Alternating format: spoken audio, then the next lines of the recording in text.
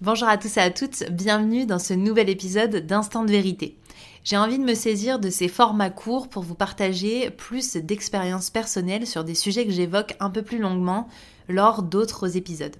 Donc je vais surfer sur la vague du sujet que je vous ai proposé dernièrement, à savoir le surmenage et l'épuisement entrepreneurial.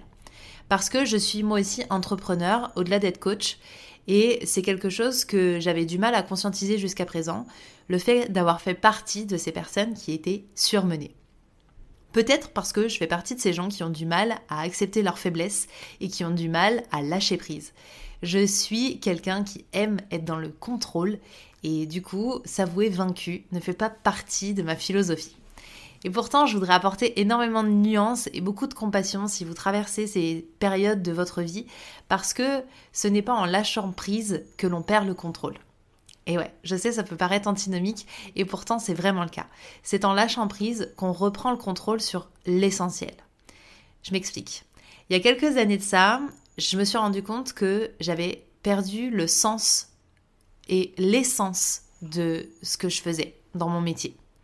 J'avais une grande envie d'aider les gens, mais je ne savais plus comment, je ne savais même plus pourquoi, et je me posais la question de est-ce que vraiment ce que je propose aujourd'hui est utile ?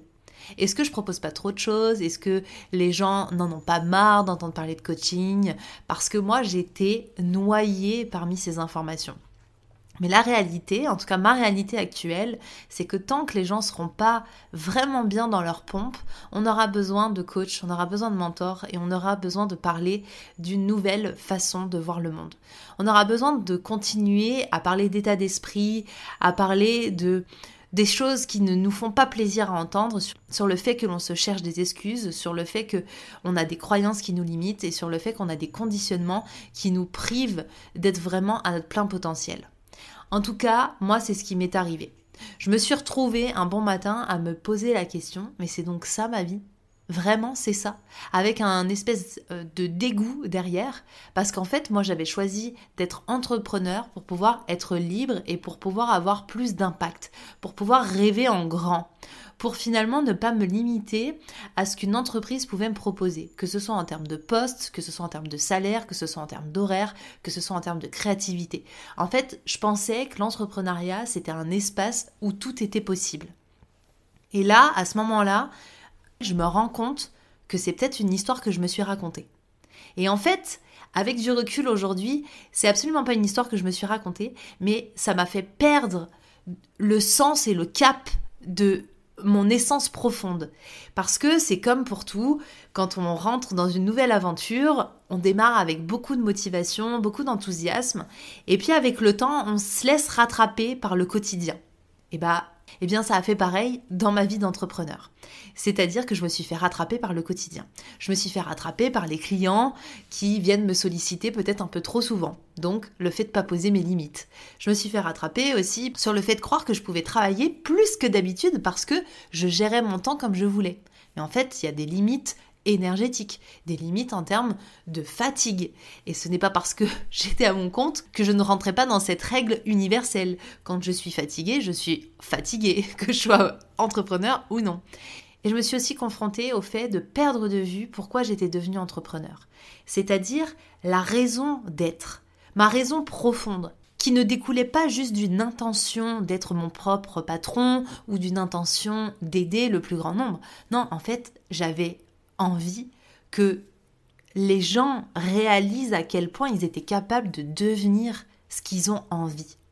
Parce que moi, dans mon parcours, il y a vraiment eu un avant et un après. Lorsque j'ai rencontré et découvert le monde du coaching, ça a littéralement bouleversé ma vie.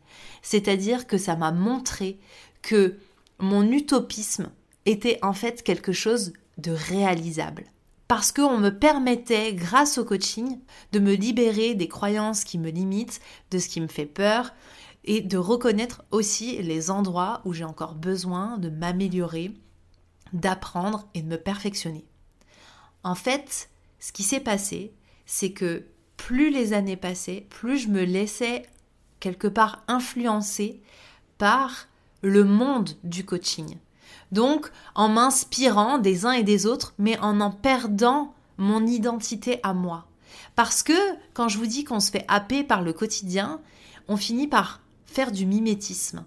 Mais ça marche aussi dans le couple. Je ne sais pas si vous avez déjà remarqué, mais lorsque vous êtes avec quelqu'un depuis des années, vous finissez par avoir les mêmes expressions, voire les mêmes comportements parfois. C'est exactement pareil dans le business. Vous finissez par reproduire ce que font vos confrères, par vouloir faire aussi ce que font les autres, en oubliant même ce que vous vouliez faire au départ.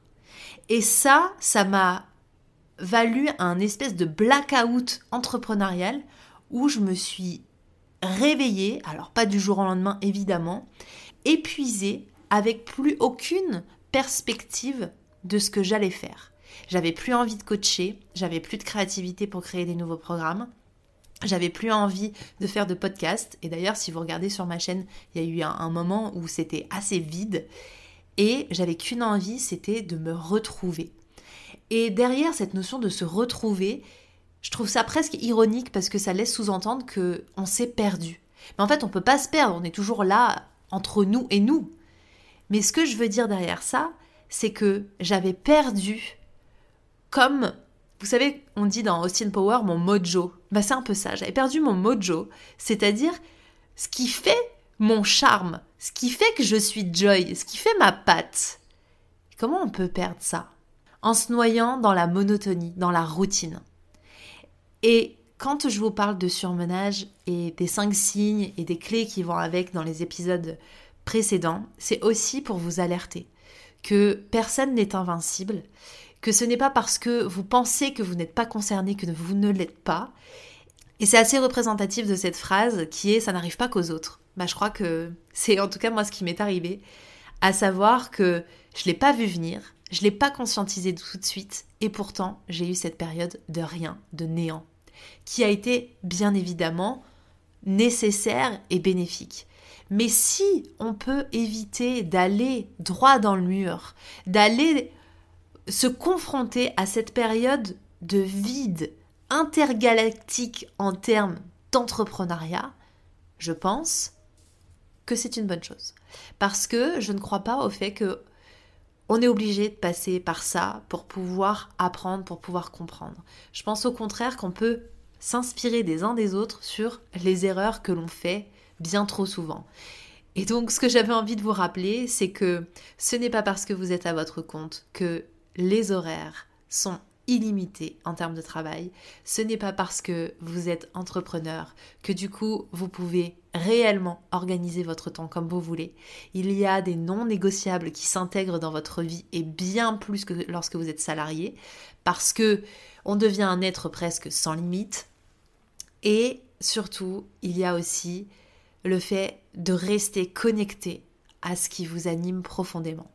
Donc ça peut être par le fait de relire éventuellement des témoignages de clients, de relire des choses que vous avez inscrites au début lorsque vous avez commencé, de voilà, moi je veux faire ça pour telle et telle raison, de relire votre pourquoi, de remettre du sens dans votre activité et surtout ne pas se limiter dans les réorganisations, réorientations de son entreprise parce que ça évolue avec vous.